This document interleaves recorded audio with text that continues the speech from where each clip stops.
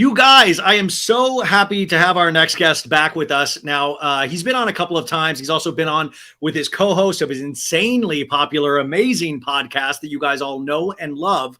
But a lot of people, if you don't know, I kind of came up with Troy in the trenches when we were baby podcasters. And I mean, I've always looked up to Troy as just, I mean, what a beautiful mind. I saw Oppenheimer and I was like, Troy is like Oppenheimer with pop culture. Like, I mean, he's not doing anything dangerous. I mean, maybe some of the celebrities might think it's dangerous, but he just has such a beautiful mind for all of this stuff that we desperately, desperately love. Now, his hit podcast, of course, is Beyond the Blinds with our favorite Kelly, which, by the way, is about to hit its 100th episode. I think that's correct. But then also, he started with this podcast Dunzo, which I want to talk about because I noticed I was like kind of doing my little light Troy research.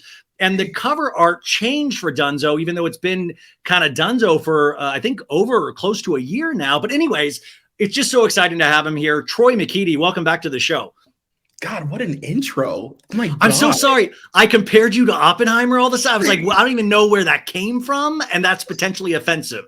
No, that's so cool. I mean, Oppenheimer of Lindsay Lohan. Yeah. But by the way, how proud of you are you of Lindsay Lohan, which is like, she had a baby and she looked like, what is your thoughts on Lindsay as a mother? Well, I'm excited to be an uncle. I've never been an uncle, so I hope that I do okay, you know? But I'm really happy for her. I really hope that it like kind of calms her down and settles her. And like, just, I think she seems the happiest that she's been in a really long time.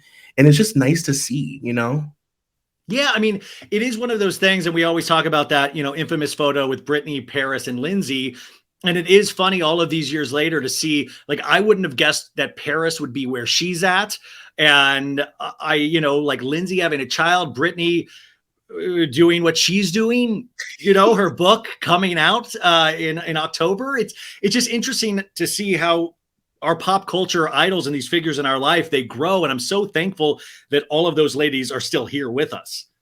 Yeah, the girls grew up. The girls had babies. The girls got married, got divorced. You know what I mean? Like, they really lived. But Lindsay was the one that I was like, God, I wonder if that will ever happen for her. Because she truly in her heart seems like one of those people where like all of her family trauma would be healed by creating her own family. And I just have always wanted that for her, you know?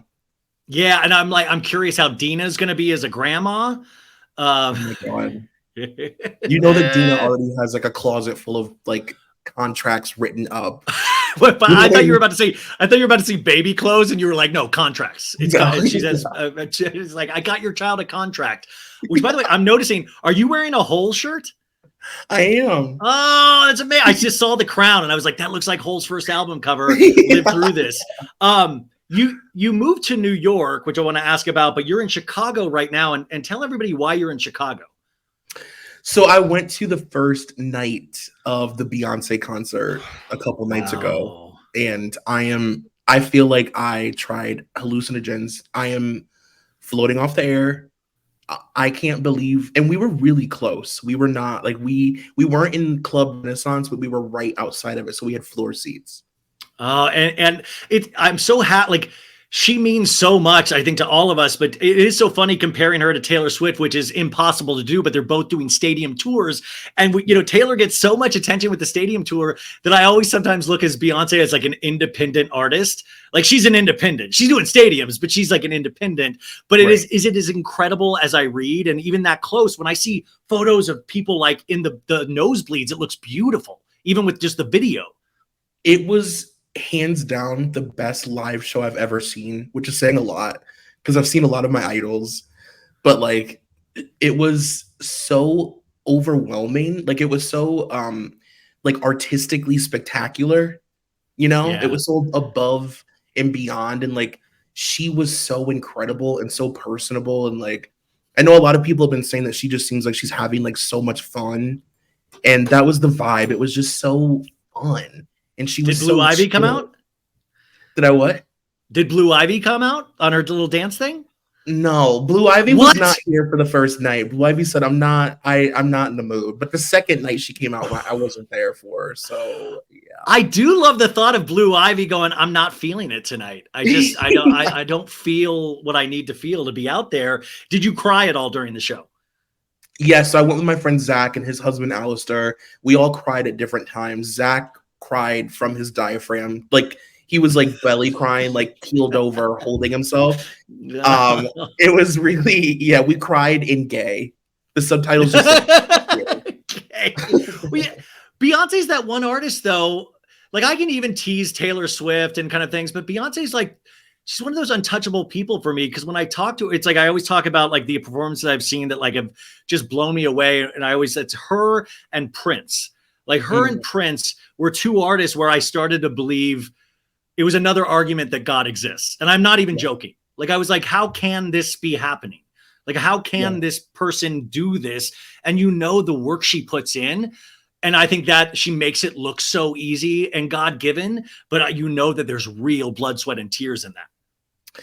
Yeah, I was thinking something similar when I was watching her. Like, I was listening to her sing, and I was thinking, she's been singing at such a crazy high octane level for so long that this feels normal for us to hear this woman sing like this, but this isn't normal. Like the ability that she has with her voice is so abnormal, but we're just so used to it. And I was like, I was also stoned, so you know. I was like, this woman isn't human. Like, I can't believe we've been listening to her sing like this for so many years. Like, it was amazing. So you're in Chicago, but like, when did you move to New York, Troy? I've been in New York now for, I want to say this is like my 4th month, or maybe my 5th month. Now, where did you move from? I lived in Cleveland. Yeah. And so what is the adjustment for you in these 4 months? And I just want to say, like, once again, even me, like where we started, I don't think you would have ever imagined you. Like, I remember talking to you and recording, you were in your closet in your apartment, chain smoking. And, you know, it's like, it all goes a certain way. And it was like these people that have like this insane talent, and then like Beyond the Blinds comes and it's a juggernaut. And I think it's made so like these things in your life that you can't possibly ever have dreamed of. And I'm not saying like your Beyonce level of like, you're a millionaire, but like your move to New York, you could never have imagined that. Not even in, I mean, that was like my one day in my wildest of wildest dreams. Maybe I'll be able to afford living in New York one day. And every day I'm like, I still feel like I'm visiting. Like, I still feel like it feels like my home, and I get excited to go back home, but it still sometimes feels like this thing that I'm going to end up having to leave.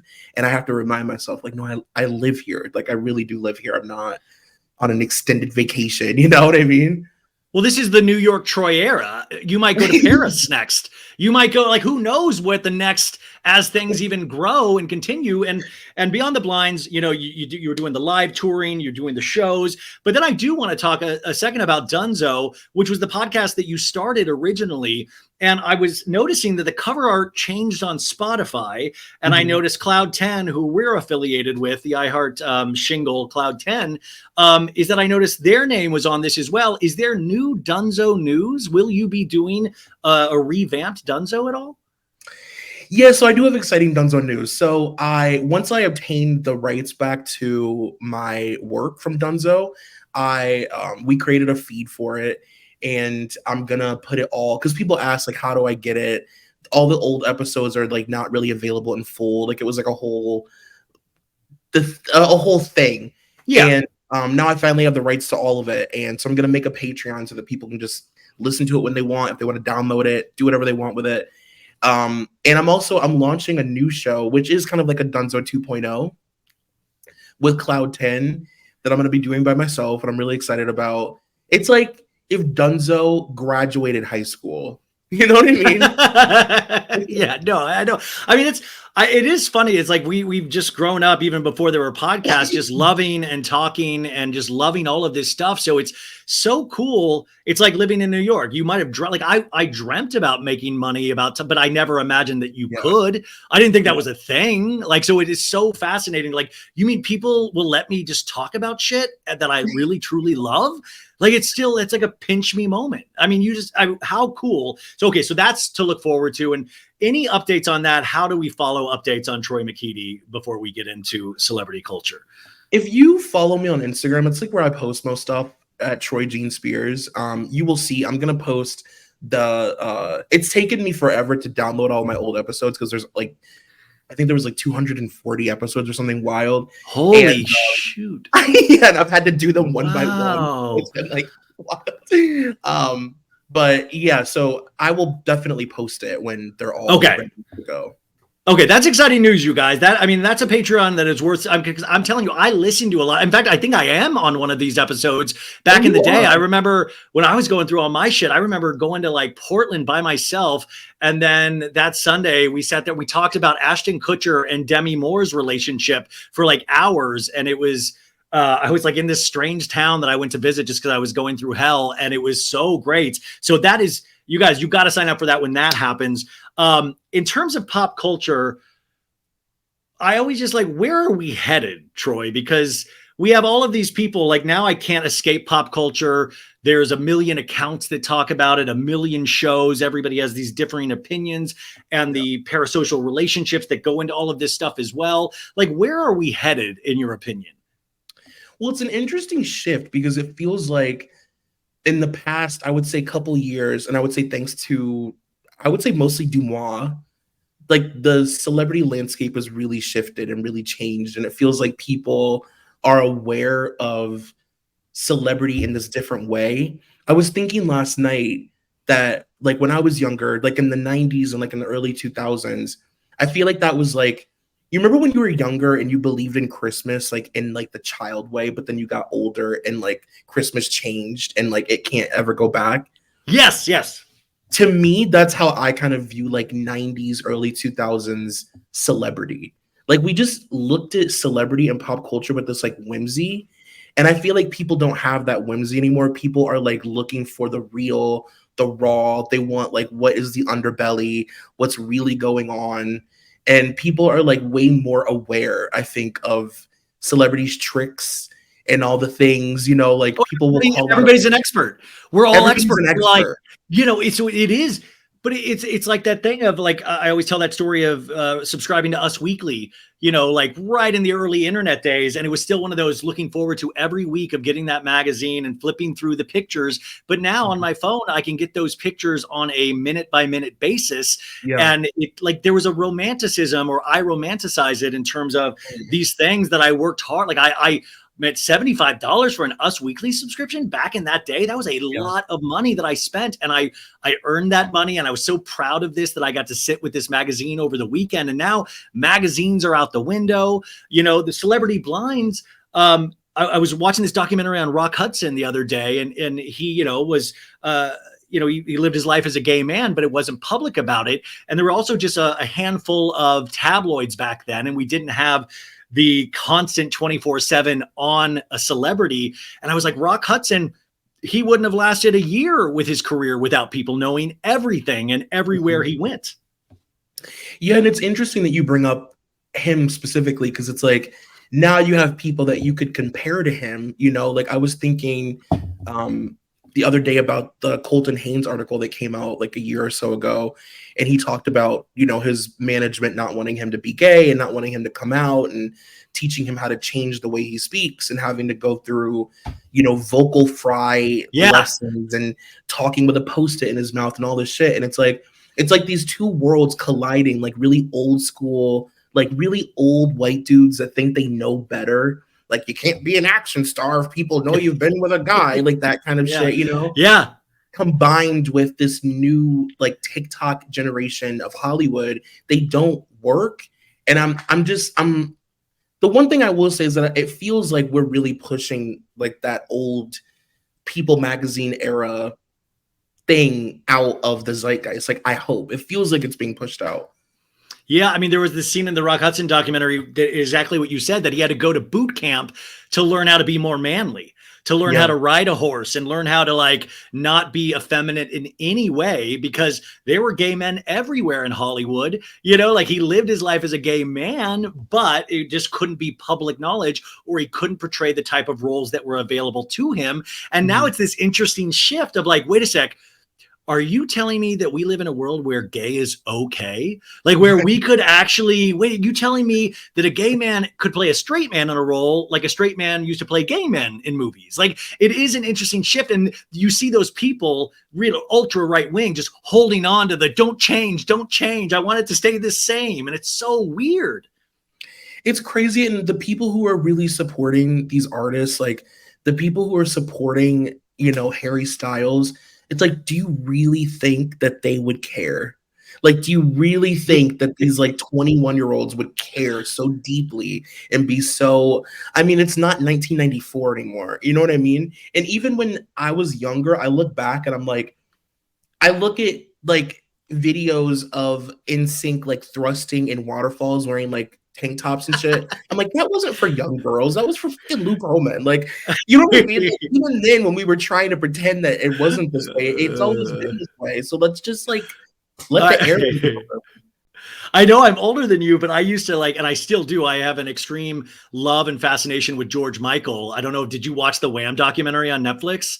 I haven't yet. Oh, dude. I mean, it really was just this explosion of color. And I was just thinking about George Michael. It's like, wake me up before. And it was so, and he was right. He was discovering who he was. He found out he could write songs really well. And then through the course of his career, things got darker and things got sadder in his music because he experienced life. But that original Wham into Faith, he was wearing like mesh tops. Like, how did we like come on, you're saying you went to a sold out Wham stadium show and you're like, that guy in thigh high heels, assless chaps, and a big chest hair. Like you're telling me you're like, I want that guy to fuck me. Like that guy loves girls.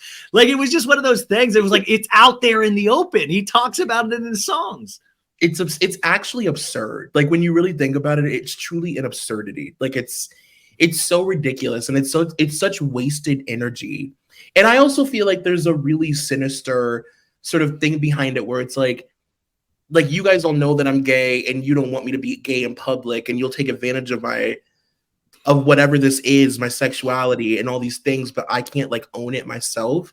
It's just very like dark-sided, if you will. Oh, I mean, in Hollywood, it always has been that industry. And I think that's why Blind Items, kind of highlights how dark this stuff is. And I know all elements of humanity can be dark, but celebrity culture, especially, because when you have this many eyes on something, we all want to make it pristine, like it's like this pristine thing in this kind of snow globe. I was just thinking like, it would be great if, Troy's management is like, Troy, loving what you're doing with the podcast. Could you be less, could you like just butch it up a little bit on the shows? Could you tell us what you think about Morgan Wallen? Like, could you be a Morgan Wallen fan potentially? They're like less hands. There's too much of this. Oh, dude. What somebody said the other day, I was making fun of Schwartz, how he like touches his face a lot. And then somebody rightfully said, dude, you literally molest your face in videos because I'm just so hands. And I was like, that's a very solid point. I have a self-hatred of myself and Tom Schwartz. So what in celebrity pop culture right now, like this was the question I was thinking of, like these things that we love and we go down these deep rabbit holes, and I would just like stay up for nights just like looking at all of these things and videos. Does anything do that for you anymore in pop culture? Is there anything new or things that still send you down these rabbit holes? Or is it like time to make the donuts? I don't know if there are any newer celebrities that really make me like manic in the way that I can get pretty manic about celebrity. Like, that have me up all night, like researching and like going crazy. Yeah. You know what I mean? I don't know if it feels that way anymore for like newer people. I can't really think of anyone. Like I'll have like little moments with people where I'm like really hyper fixated on something. Like I got really obsessively fixated on Kim versus Courtney, and I was like really like in it. Like last episode with Okay, you're watching Kardashians this season, right? Of course.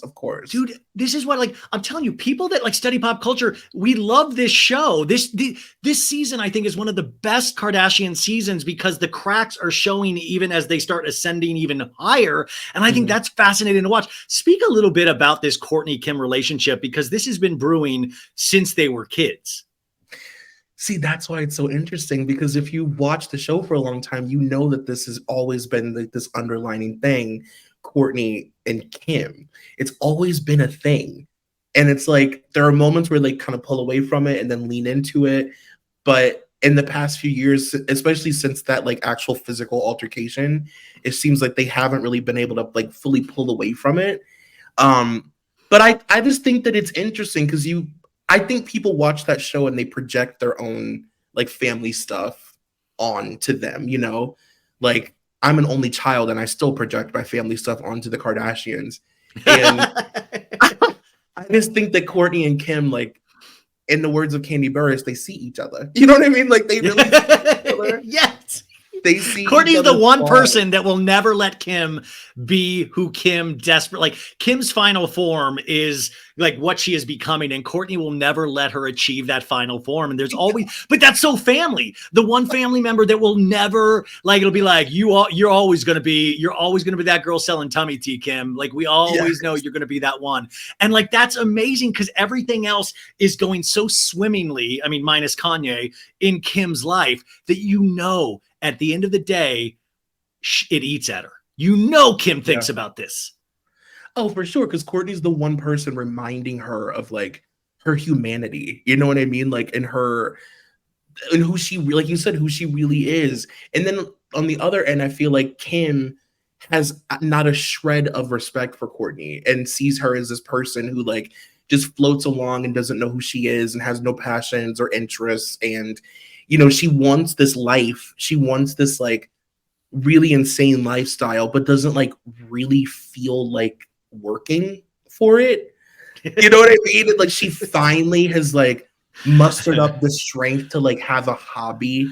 She's like, I guess I'll lean into matcha gummies. Vitamins, yeah. It's a levy break. Even, by the way, the episode with her promoting the vitamins and she like loses, like she's talking in an interview and she loses her place and she's like, I guess it's time for a matcha gummy. And they're like, oh my God, amazing save, Kourtney. Amazing. Like they're all like kissing her ass, but you can just tell like Kim is an assassin when it comes to PR and Kourtney's just not at that level. She's lifting the lightweight still.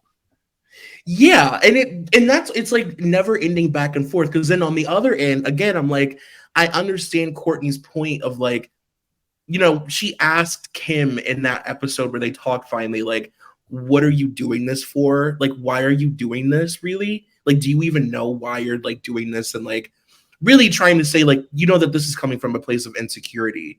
Like you're really just trying to like, such a funny scene. They're all on this gigantic bed, Kourtney, Khloe, and Kim. And Kourtney goes, I wrote a couple things down since our last conversation. And she literally just starts reading Kim of like, I want you to really think about what you're doing and why you're doing it. And you can tell Kim is just like, fuck this fucking bit. Like, and they're all in this mellow bed environment and it's hysterical because Kim knows she has to listen to, but you can just tell she's fire starting Kourtney in her head of just exploding. Khloe's like violently looking on her phone, like disassociating. There are no problems. I made notes. So good.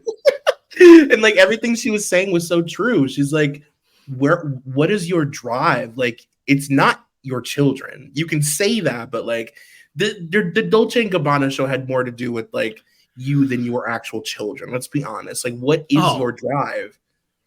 Well, and there's just so many guys you need to, because there's so many funny scenes. Like Kim's big accomplishment this season was she finally learned that she can dress herself. Like that's it. Like even like her person left their passport that was helping her with the Dolce show and then she found the strength to choose outfits herself for the Dolce show. And I'm like, amazing to be at 40 years old and go, I can do this. Like it was so funny to me and it was so real, but so funny. It worked on so many levels. so absurd. And also her, I mean, just the fact that we watched this woman like basically become a muse to this man that we all now see as like insane, and like to the point of obsession. Like you allowed this man to throw your clothes away, change the shape of your body, tell you how to dye your hair, tell you how to walk. He put you in plastic stilts while you were pregnant and had you staggering around LA in 8 months pregnant in big, giant, clear heels. Like she allowed that to happen publicly, and we watched it, and now we're like watching her dismantle it. That in itself is fucking insane. And the meta level of it, of watching her go through her storage facilities, and she was like, Kanye just told me to burn it, so I said I'll keep it and I'll save it for our kids. And I was like, dude, you mean your kids Poshmark, Kardashian closets, and eBay? Like my thing, like Kim is such a businesswoman, even in those painful moments. I know the kid thing to a degree, but she also knows that he is a piece of history regardless. Yeah. He is a commodity like anything else, and she sees future museums, she sees all of this stuff down the road. But it is interesting, and it's so sad, and deservedly where Kanye is right now. But that's the other thing. She keeps saying, well, those kids don't know anything about what's going on. I'm like, they're eventually going to watch this show. That's even meta in this of like, you don't think they're going to have access to Hulu one day and watch all of this shit go down, and their mom being this kind of savior, even though she's putting this on national television? Absolutely. It's insane. And it's like, you're also bringing them to all these events. Like, North was at the Met Gala. Do people not? I thought she was, dude. I thought she was gonna walk. I got so scared when they showed her walking in the line.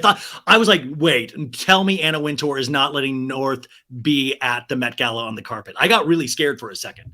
That was so uncomfortable when she was standing there by herself, like on the street. I was like, what is going on? One last thing with the Kardashians, though, in terms of Kris Jenner, it's like, I don't want to say her evil plan, but her plan worked. Like, she sometimes must be shocked that it actually all happened. Like all of her vision boards, all of this stuff, but not to use the Oppenheimer thing again, but I just saw that movie, is that you created the atomic bomb. Do you ever think Kris Jenner sometimes goes, what did I do? Like, what did I do? Like, this is getting maybe too extreme, or is she completely on board with everything still? I think she has to have had moments where she's like, what am I doing? You know what I mean? But I think she's so far gone with how she views her kids. Like, it's so beyond now. Like, there's such products to her. And of course, I really do think that Kris Jenner, like, genuinely, truly loves her family. But, like, the way she views them and, like, what she's capable of asking them to do is so far gone now that it's like, it can only get worse. Like, I pray for those grandchildren, because my God, what is she going to have them doing? I mean, there's going to be one grandchild that rebels. There's always one in every family. There's going to be one. It is funny with the Kourtney stuff is that, you know, you can tell with scenes with Kris. Kris loves Kourtney as a daughter, but she also loves her a little less because she's like, you're not even really truly making money for me. Like, you can tell that's in the, like, you're not, like, I'm not getting a good 10% off of you. Like, there is this, you can even tell Kris is like, you're not fully on board, and that's great. We love the life you're living, and we're very happy you're pregnant. But there's almost this weird condescending, but maybe that's what I'm reading into it. No, I agree with you. And I feel like you can also tell that there's this weird, like almost like prolonged adolescence thing where like Kourtney thinks to like her way of rebelling against her family is to like not participate in that stuff because she knows how important it is. Like, and it's just funny to watch a woman who's had all these children, been like in a really intense relationship, been remarried, rebel like a teenager. Yeah. I mean, like the leather, the Megadeth shirts. I mean, really, truly. I mean, what a different era for Kourtney, and I'm very happy for her pregnancy and getting away from the family. But getting away from the family with Travis Barker is so funny in itself, and it's such an interesting journey that I would never have predicted. What is going on with Kris Jenner and Corey? We've talked about this before, but there was that like video of him like flirting with the lady in the club, and then he kind of disappeared. He didn't go to Kourtney's wedding in Italy. What do you have any new blind stuff or any good new stuff on Corey? The only thing that I've ever read about Corey and Blinds is that he's like a huge diva. Like he's known for showing up places and restaurants and stuff and being the most difficult of the whole family. And like people always say Chris is so chill, she's so cool, like as long as she has a martini coming, she's whatever. But he is the one that's like, my Skittles aren't the perfect temperature. Can you send this plate back? You know what I mean? Yeah, yeah.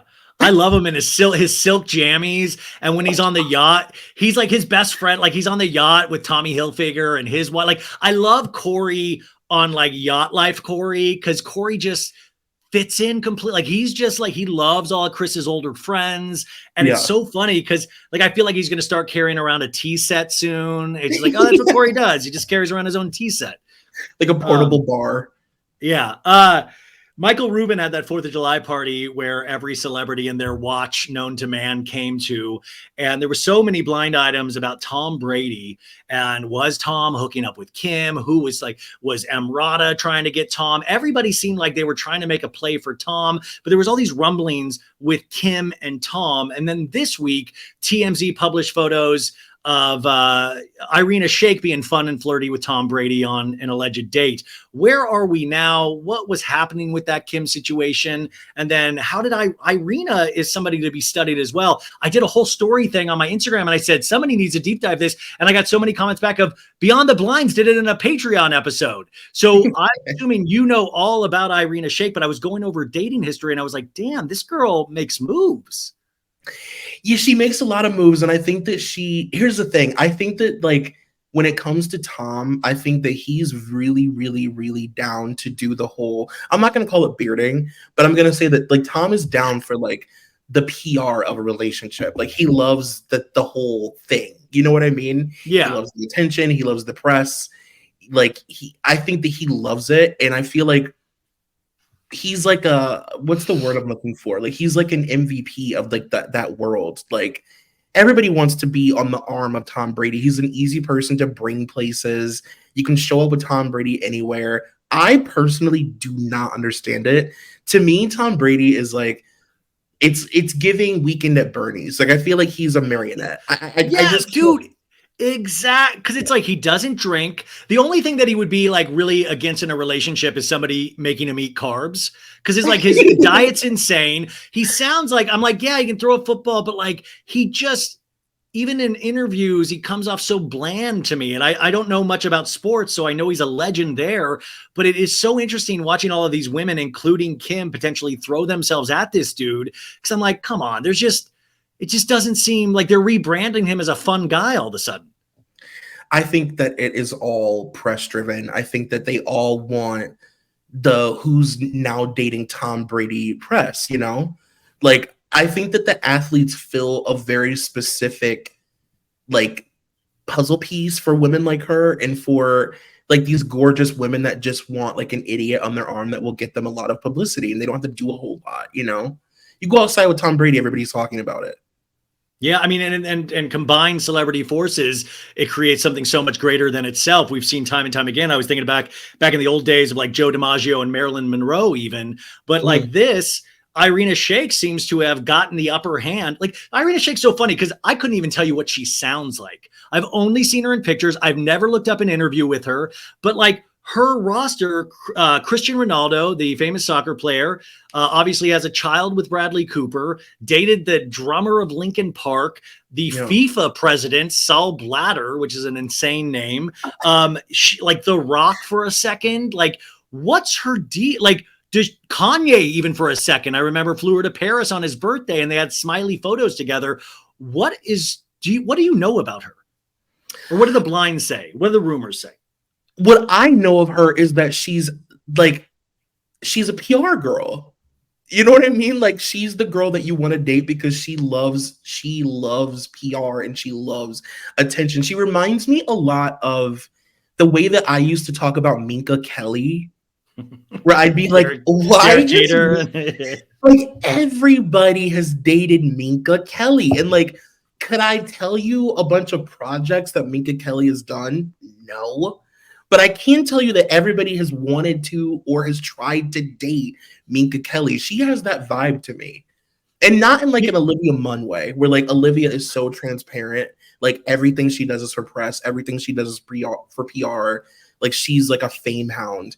She just kind of seems like she like has fun, and also in the meantime is really down to be photographed. You know what I mean?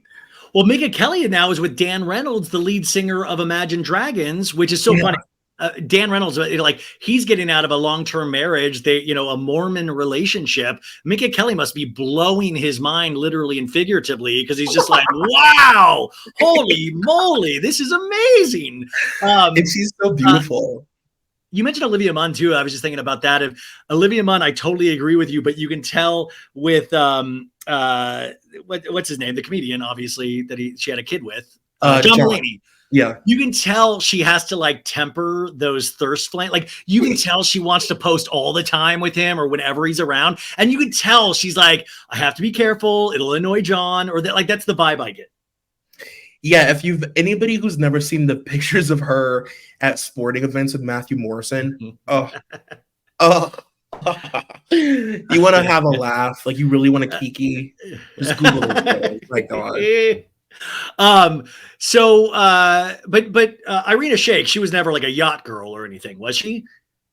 I cannot confirm nor deny that, but I have read things. But I listen. If you're a reader, you can't help what you read. Like I read so many different things. Yeah. So who knows? Like it is interesting though when people do target these people, and then or not target, but it seems like there's no discernible rhyme or reason. Like with Ariana Grande, we know she has a type now. Like there's no denying. In fact, Big Sean is the only guy that was potentially not her type because he's conventionally good looking. But everybody else, it's like, but Irina Shayk, I'm like, what a differing roster. The only thing the same is that they're all celebrities. Yeah, and that she's the press girl. She's like, listen, I will not hate on that. Like, you have to like find your market, find your wedge, and lean into it. And she has. Like, I'm not hating. I just think it's fascinating to watch. Speaking of Ariana Grande, the news just came out recently that she potentially is with her co-star of Wicked, and he's a very interesting looking man. I mean, that's, I think, obviously probably extremely talented in terms of like singing and talent. But where do you think Ariana Grande, where did she develop her taste in men? Like it's similar facial features, even though they all do wildly vast and different things. Okay. Can I tell you my theory? Yeah, please. Because I have thoughts. Okay. So I've always believed that Ariana Grande in her spirit is like this weirdo, like in a good way. Like she's like a music weirdo. She's like listens to Imogen Heap and like is actually like a big music dork, But she also has to be a sexy baby because that's the space that she occupies, and like it's how she became famous and it's how people want to see her. But I actually think if she had it her way, like she would be a way weirder artist and a way weirder celebrity if she had the opportunity, like more of a lord. And I've always said I wish she could just date another weirdo, like not somebody cool or like not a druggie, not somebody who's like whatever, just like a dork, like a weirdo musical theater dork who will like get drunk and sing Wicked with her. You know what I mean? Like an actual well, the literal cast member of Wicked, like that'll do it. Like, this is a literal. But isn't that interesting? I think she's fulfilling a prophecy. We're in like a PR nightmare potentially for I think Disney's releasing Wicked. I'm not sure which studio, but we're in a PR nightmare now because she's Glinda the Good Witch. And now this movie is going to, like, we're all going to be thinking about the man she potentially is with that was taken away from his wife and child by temptress Ariana Grande. And that's Glinda the Good Witch. I mean, like, I'm so curious the backroom discussions with this movie studio right now of going like, holy shit, hopefully the strike will last long enough where people will forget about this or they break up. They're like, are we going to go full Don't Worry, Darling? Are we doing it? Exactly. Are we doing it? Exactly. Like the spiritual sequel to Don't Worry, Darling is Wicked now. No, truly. I mean, if anything, listen, it's good press. Like people are talking, and I think you think it's good press. You think it's good press. You think this is potentially something that is good for this movie? I don't know if it's good for the movie, but it has eyes on the movie and it has way more people talking about it than maybe would have. Like, I Yeah. don't know if the press for Don't Worry, Darling was good for the movie, but it got people to go see it that probably didn't care. Yeah. Yeah, You the know? only thing with Don't Worry, Darling, I was like, man, this is awesome, but I would love a little corner box in the right-hand screen of Olivia Wilde directing this scene. Like, I want to see, like, hey, in this sex scene with Florence Pugh, is she look jealous? What is, like, I wanted to see the behind-the-scenes footage at the same time, which is probably not what the director intended. Maybe we'll get it. Maybe we'll get a special Blu-ray. Oh God, wouldn't that be amazing if Blu-rays really just went there and just talked about like, oh shit, man, Harry fucked the director and Florence. It's just a whole thing right now. And like just the grips and the craft service people are like freaking out. They're like, we don't know if we have a job. It's just okay. So we got Ariana Grande. Where are you with Bravo right now? Like, what are you? Because you've always been, this huge reality show fan. What are you still dabbling with? Like, do you still consume all of the shows? I watch all the shows. I'm still watching everything. I've watched all of the Housewives. I'm caught up on Housewives. I'll be honest with you right now. My spirit is very nervous for Atlanta. Yeah, man. And also because this week we got the first of a 2-part interview with Nene Leakes, the it was historical with Carlos King, and she revealed a lot of things. Also, you have to take it with a grain of salt because it's Nene. She's obviously a legend, though. Because Atlanta just isn't. It's like all the ladies are individually, they're okay, but it's just there's nothing magical popping out. Where do you go from here with Atlanta? And then when you throw this Nene Leakes interview into it, what was your take on Nene's, talking about all of this stuff finally? Well, I really, really liked the interview. I thought it was really good. I really enjoyed it. I just I don't know. I missed Nene in that context. I really enjoyed listening to her opinions. I didn't agree with everything she said. Yeah. And I almost feel like maybe because Nene has been so in it, like she was like not able to see the big picture. Because when she was saying who she felt was good and wasn't good for the show, I'm like, if you even have one single moment of thought in your mind that Phaedra Parks wasn't good for this show, I don't even hear anything else. But that's so real. It's so real that she would say that, though, because like, of course you would say that. But I like what you said. It's like you love her, even though like I don't agree with some of the like I don't even think I really agree that Cynthia was like fully going behind or trying to get Nene's bag. Like Cynthia, like I'm sorry, like Cynthia doesn't. It's not that she doesn't have that in her. She's just not that good at the whole game. Like she's not. But I love that Nene thinks or wants to project that Cynthia was going around, trying to talk to producers and turn people against Nene. That to me is a fascinating conversation. Yeah, I agree. I was like, I don't think that Cynthia was like really, I don't even think she has like, I mean, I get what Nene's saying that like, she's like, 50 Cent comes out, she's a different person, but like, I don't know. I just don't think that she had it in her to be like so manipulative and intense. I feel like she's like trying to worry about her own spot, which is always up for debate on the show. You know what I mean? Like, and I also, I will say that I did agree with her assessment that Kenya changed the show. Whether that's good or bad, I think Kenya changed the way that they film the show and like what the girls feel they need to do to be on it and like the theatrics and the carrying on and just like sort of having your normal life not be good enough to film. Like you have to have like, Walters and all these like people coming in and out of your life that maybe aren't even really in it. I did agree with that. But I just think the state of Atlanta is like, I don't think that Kenya Moore and Candy Burris are meant to be the leads of the show. Like, I think that where they have always fallen has been so perfect. Like, with Kenya kind of being this, like, sometimes villain, sometimes voice of reason, but never the lead. And then Candy is, like, the Greek chorus, and she's our voice, but she's not the lead. Like, she doesn't lead a show. That's not No, she's like her Scottie vibe. Pippen. She's like the Yeah. assist. Like she's what a great player to have on your team that shows like. And also Candy's so amazing because Candy has fucking 3 different other amazing careers on top of the Housewives. Yeah. I mean, she's like the queen of Broadway now. Like, are you kidding me? Like that. Yeah. There are so many amazing things that we've watched her do. But yeah, like Nene will always be that person that was born to be a reality television star and showed us what that is. And you see that, like that interview with Carlos King, I'm watching clips of it and I'm just like, oh, even if I'm disagreeing, like what a fun person to watch. Like, and also you think about the tragedy she's gone through in her life, even most recently with her son. And it is just, but also she ultimately, and will never be able to accept this, and I think this is hard for a lot of people to hear, she fumbled her bag. I mean, there's only a certain amount. Like, what is your take on like what she's, even if it's true, like what she said, and could she ever come back? Well, I was really disappointed, and I feel like Carlos was disappointed as well when he asked her. He gave her the opportunity to finally like have a moment where he was like, "Do you think that you got an ego after a certain point, Nene?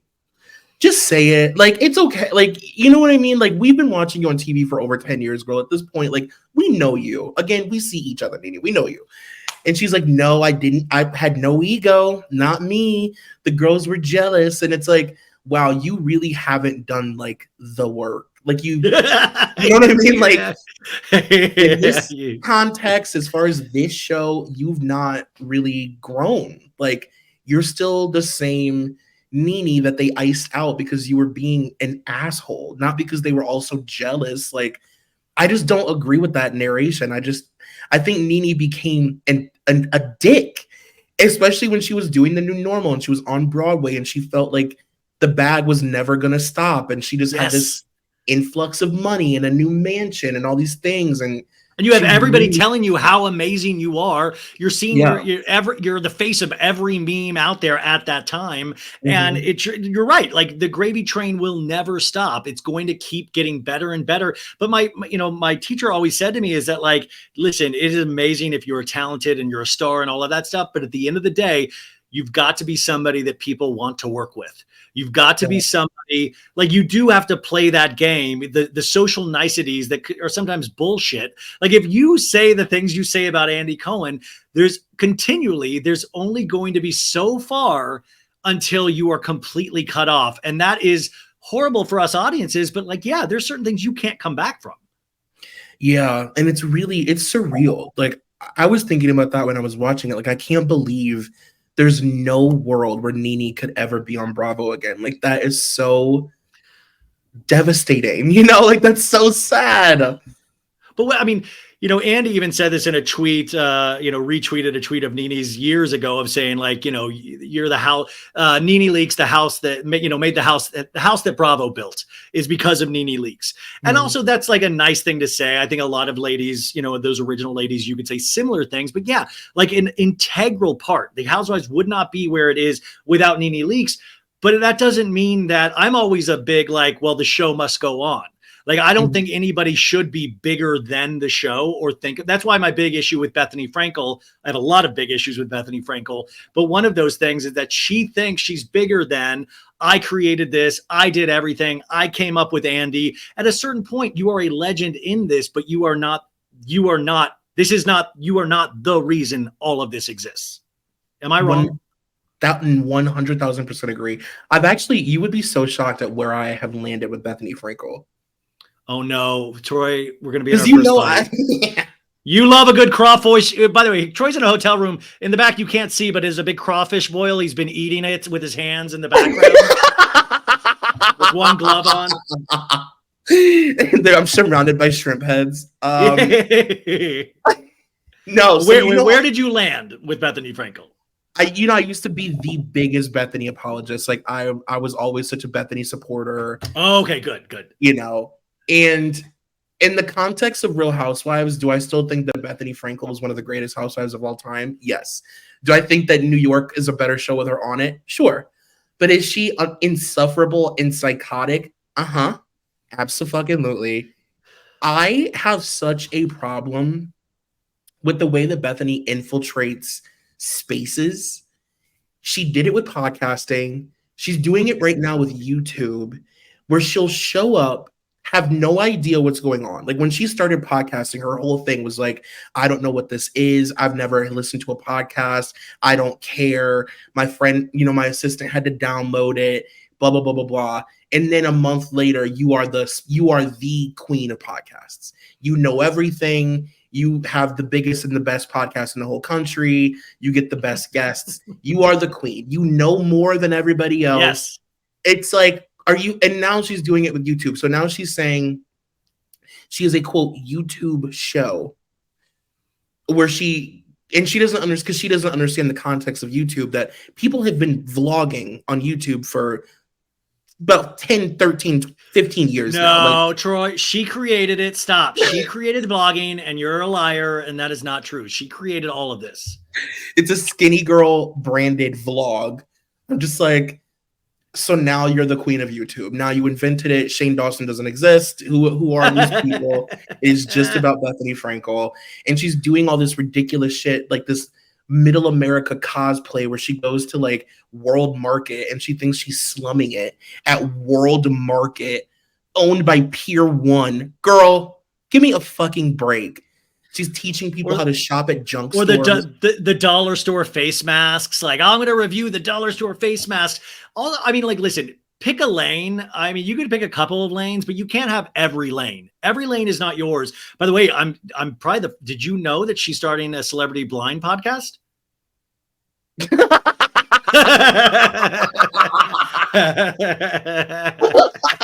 I believe you. Did you see my face for a split second? Because it's a joke that actually works, because it could happen. Like there's enough, like you're like, well, it could, like who knows? I'm like, but I just like, it's like your home team, and Bravo's my home team. And even though I disagree with some things that Bravo does, I'm like, either you fucking hate it or you fucking love it, but like you can't go back and forth and vacillate between the two. And when Vanderpump explodes, go, well, I created this whole kind of reality television genre. Mm-hmm. Like me and Andy came up in the sticks together. I'm like, you did not come up with Andy Cohen. Stop it. We all watched your journey. You're starting to make me empathize with Jason Hoppy, which I never thought I would do. But but also, would you I think there's a conversation to be had about reality television union, about potentially unionizing for better pay, better working conditions. Yes, there is a conversation. Would I want Bethany to be the leader of my union? Fuck no. Fuck no. There's no chance in hell. And I mean, even with like the makeup shit that she's doing, and now she's like a beauty influencer. And like, she goes to these stores and she buys this makeup and she's never heard of it, never used it. She doesn't know how to use it. So she'll just slap a bunch of shit on her face and then tell you whether it's worth it. Who gives a fuck what you think is worth? You don't know what you're even. That's like me going out and buying like tools, buying a bunch of tools, a saw, a wrench, all of these different things, and then using them for 1 second and telling Tim the tool man if I think he should buy it or not. Why would he care about my opinion? Yeah, you are not valued in this space, and that's okay. You don't have to be. People get so upset. People get so upset sometimes when I talk about Bethany, but I'm like, guys, there's like a there's an angle to this where I'm like, well, it's a love-hate thing, because this also makes her a different type of legend. Like what she did in those early seasons of Housewives, like, my God, just the legendary. But then this is kind of legendary as well, because there's a sadness aspect to it that fits in with all of the pop culture figures that I do study, is that there's this insane hole that she will never be able to fill. Like once I thought she was like, oh, you're worth like $100 million from Skinny Girl. Like, oh, that's going to do it. Like you're sailing off into the sunset. And then you realize like, no, it's not enough. It's never going to be enough. She could be the president of everything out there and it won't be enough. And I sometimes wonder what her analyst, who we used to see in the show, like what is those conversations working on herself and potentially seeing where Brynn winds up, because we do take on our pattern, our parents' behavior sometimes. It's just that deep hole. And that's what's wild to watch, because I'm like, oh shit, like it's never going to be enough.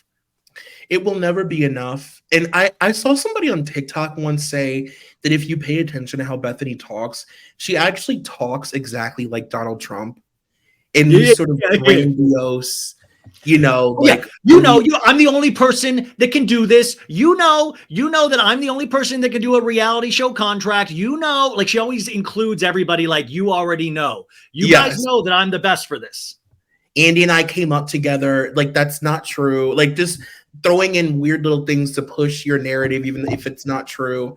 And like you said, it is like painful because I value Bethany so much. And she will always be my favorite housewife. She just is. But wait, really your favorite? You're still saying your favorite? Wow. Okay. Only in the context of the Real Housewives, though. She is my favorite in face masks, influencing in face masks. She's my favorite in that. Nobody comes close to. No, that's really I agree with you. It's always that two things can be true at once. I can find Bethany so fucking amazing for what she did for reality television. I can also find her so grating in so many other avenues. And it's also that thing with Nene of like, Bethany's had so many failed TV projects that I sometimes wonder, like, what is the real scoop on Bethany in terms of the people that don't want to work with her anymore? Like I've heard some horror stories, I'm sure you have as well, that I am curious about what her reputation is around Hollyweird. She had a failed talk show, the HBO Mark Burnett show, which was just god awful. I literally watched that show thinking like, oh, this is going to be on. Before I watched it, I thought, oh, this is probably going to be a huge hit. And then it was just horrible. The Shark Tank one was even worse. Oh yeah, Hello, Sharks. God, that was like she tried to like reinvent Shark Tank. I think that one lasted like 3 episodes and they decided not to even air the rest of them. I mean, it's stuff like that where it's like the thing about Bethany that I find really frustrating is like she's never met her match aside from Carol, where she kind of came close. She's never like met her match on television or like just in life. And it's like, all she needs is somebody to tell her to shut the fuck up because it's so easy to debunk what Bethany says. Like you said, she's never had a successful show outside of the Housewives, aside from Bethany getting married, which was an extension of Housewives. And like, she's the last person to come to terms with the fact that we only want to see her in one context. We don't want to see her other shows, and it's been proven for years they don't work. But she somehow still sees herself as above Housewives, even though she's non-stop talking about it.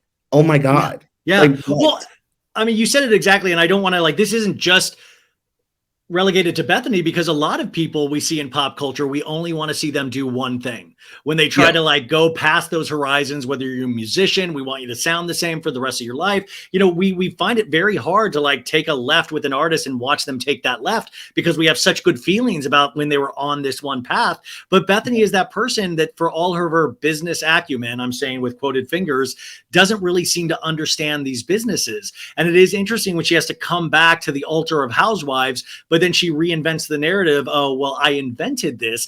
Did you listen to that podcast with her and Jill Zarin this week? I did. What were your thoughts? And by the way, was that kind of planned by Carlos King of I'll drop that Nene one now? And maybe. Any kind of I'll just take the rest of that oxygen and push that out of the way. And now we're going to be talking about this. Oh God. I was so excited because I was like, wow, I've waited so long for this. And that really was my Super Bowl moment. I couldn't believe when it popped up on my phone. But then I very quickly realized maybe 5 or 10 minutes into it that it was not going to be what I was hoping. It was really hard to get through, in my opinion.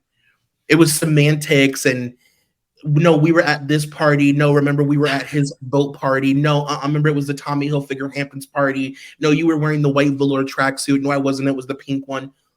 Are you? This is what. Let me get Allie. Let me get Allie. I'm gonna go get Allie. Yeah. Allie was there. Allie, remember I was wearing the flare jeans. Remember Allie? Who cares? Who cares? This is what you guys got back together to talk about. The semantics and I don't know. It was fine. I mean, it was okay. It was fine. What did you think? Yeah. I mean, it was I've only I haven't listened to the full one because it's so grating for me. So I've read all these notes and I've heard clips, and I hear there's like, I don't know if this is in the end or I was reading something about Ramona's podcast where she said that Bethany said at the end of like, well, don't think this means we're going to be hanging out all the time now. And I just thought like, if that, I don't know if that actually made the show or Ramona was just making that up, but I was like, that's the sad thing is like Jill's been waiting for this moment for so long. Jill seems like the last like 10 years of her life have been waiting for these moments. And then when they come, they're disappointing, whether it's like the return to girls trip when she showed up and nobody even knew who she was. Like these moments that she builds up in her head and then they happen. And it's like, Jill, you're special just the way you are. Lean into that.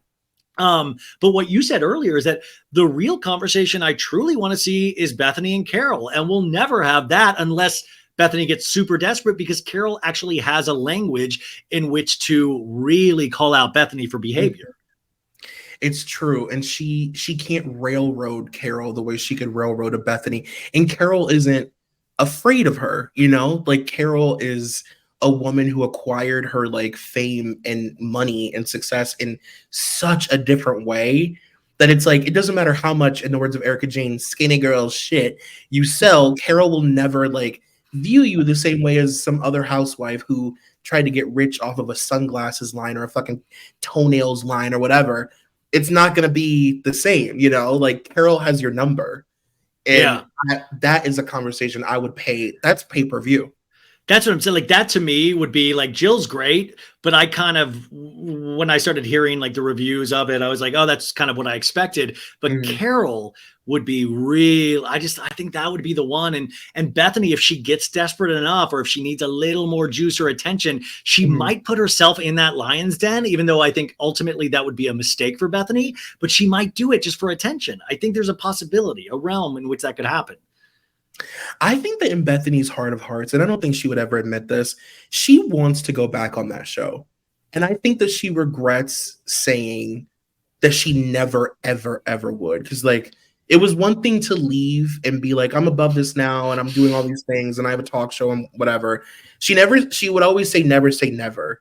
And then she went back. But she really made it clear, I'm never, ever, ever doing that show again. And she can't now, but I think she secretly wants to. I think she knows that there's no better way to sell your dumb shit. It's the best commercial that's ever existed for your products.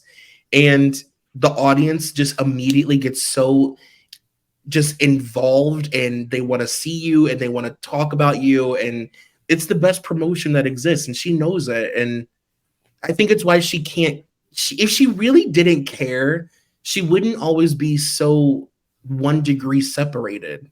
She cares so much. That's the thing. Like, that's what I'm saying. Like, that was my dream. If I was like a multi-millionaire, that I wouldn't do any of this. And maybe that's like not true, but at the same time, it's just like, she needs it still. And that's the part that scares me for her, but it's so dead on. Do you have 10 more minutes?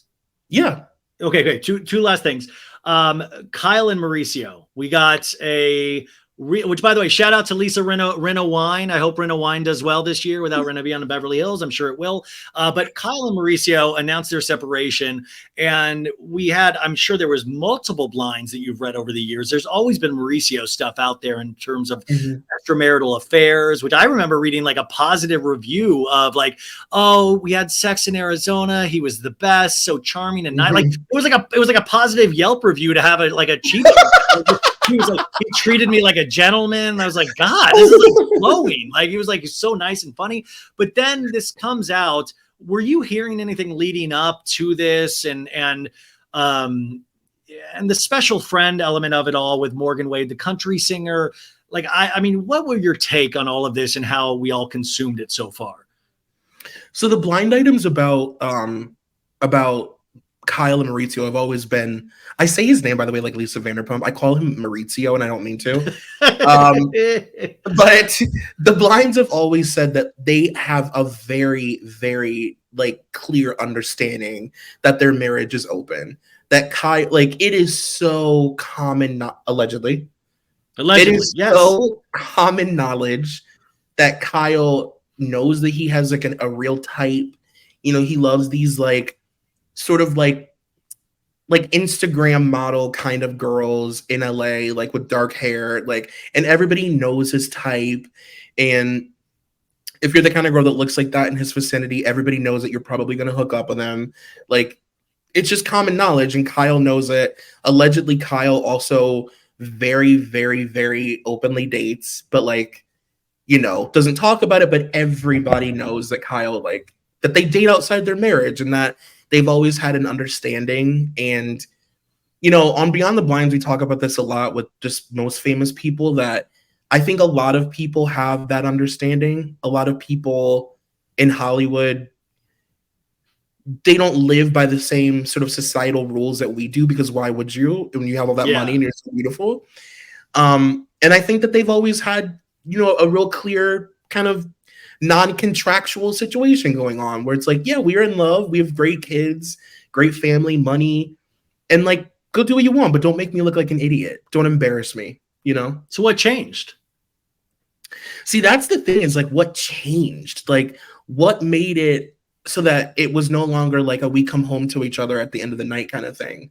Like, I guess the arrangement just kind of fell through and was like, well, Kyle was like, no, I really want to be with a woman.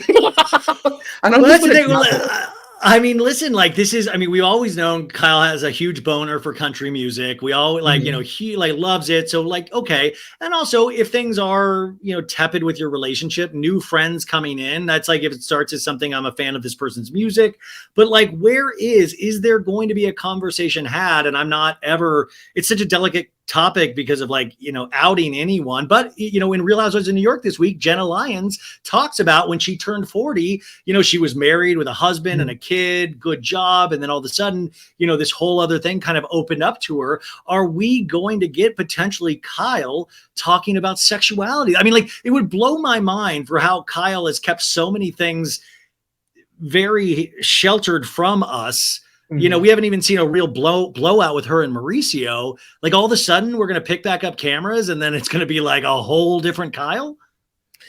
Well, I want to ask you, like, do you think, because a lot of people obviously are saying like it's fake and that they're doing it because, like, you know, Vanderpump Rules had such a major. I'm so tired of this shit. Fuck. I'm so tired of people saying you got to, like, real life is real life at a certain point.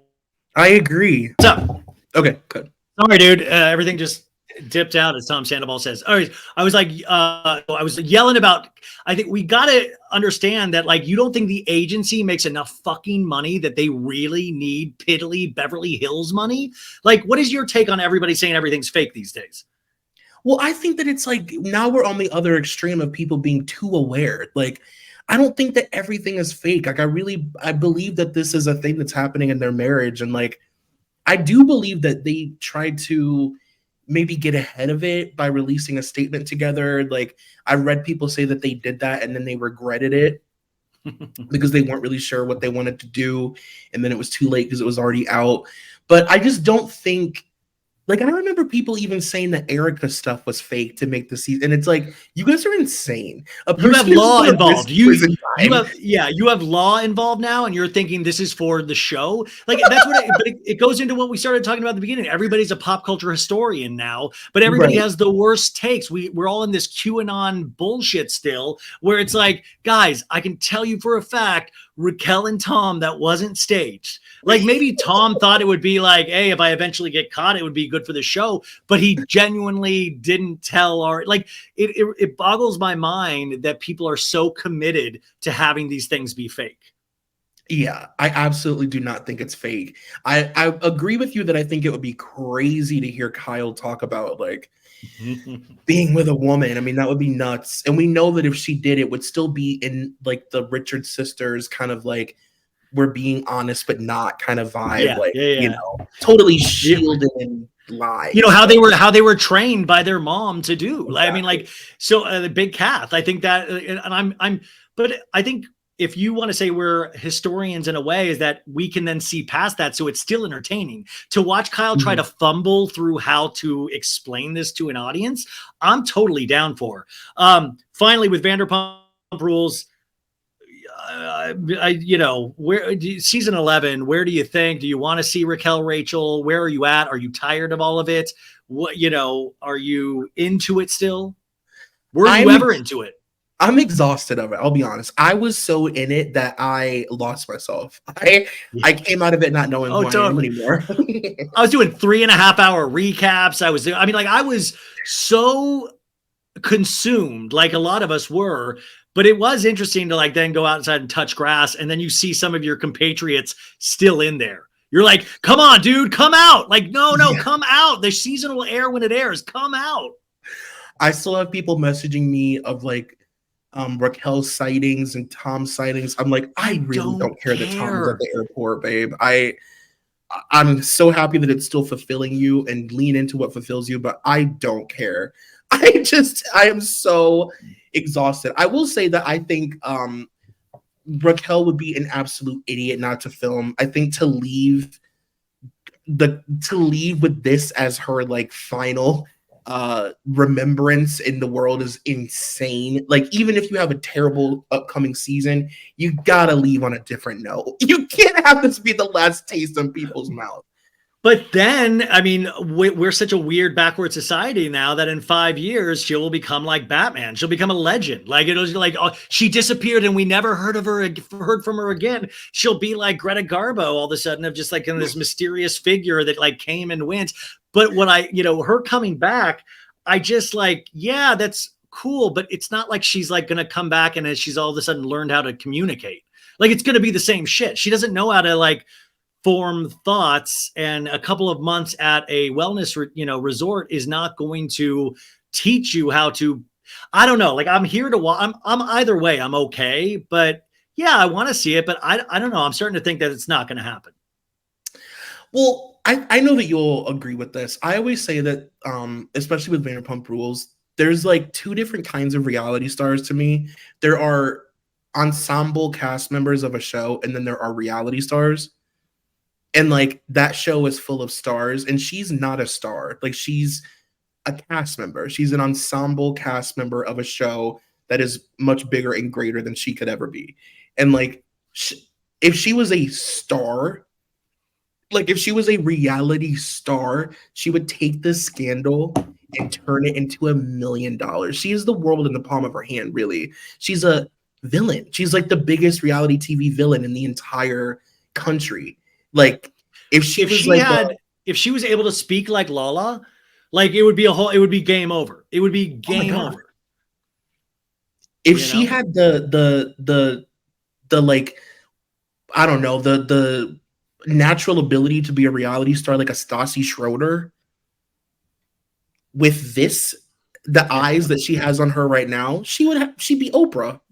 Yeah. And that's why, she's truly probably very confused and lost with this whole situation, because she's not doing any of that. She's not, I mean, really capitalizing yet on this, even though I'm sure certain people are trying to get her to. Tom is even trying to do it. He can't, like, none of these guys are effective communicators. So it's funny to see the people that are, like Lala ran with it, like made merch immediately, fucking like, even like Sheena's OG, and Sheena wasn't as quick as Lala with this stuff. So, Troy McEady, you did it again. You do what you do every time. You brighten our days. You are just the Oppenheimer of pop culture, and we salute you. We speak your name. Beyond the Blinds, what's all coming up? So Patreon potentially for Dunzo, which we need to talk about. Go follow Troy. He'll know when that happens. And then Beyond the Blinds celebrating its 100th episode. Anything new that we can support you with besides all of that stuff?